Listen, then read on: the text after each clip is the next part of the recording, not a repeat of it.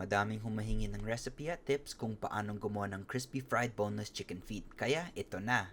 Una, pinakuluan muna ni Jess ang mga paa ng manok hanggang sa lumambot.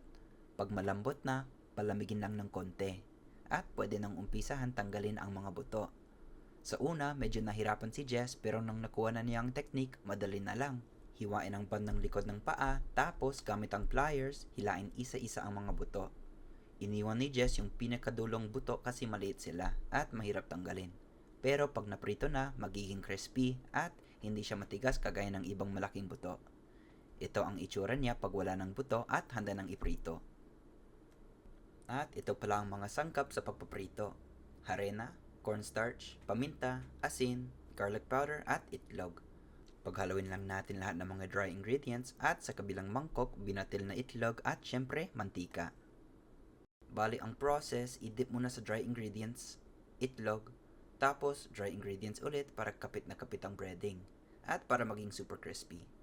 Sabi pala ni Jess, kung nagmamadali ka, pwede ka din gumamit ng crispy fry breading mix para wala ng halo-halo. Diretsong prito na lang. Pag init na ang mantika, iprito lang siya hanggang sa maging golden brown. Sa sausawan, gumamit lang si Jess ng brown sugar, sukang pula, sibuyas, pepino, paminta at konting asin. Try mo nga to. Ano to? Crispy boneless chicken feet. Ang bango naman. Wow. Ano yan? Crispy fry? Bango.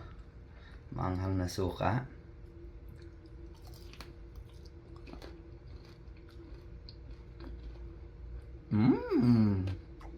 Wow. Ang sarap ha? Ang sarap. Pwede ng pang-ulam. Pwede. Wow. Ayos ha? Sarili mong recipe? Nakita ko sa TikTok. Wow.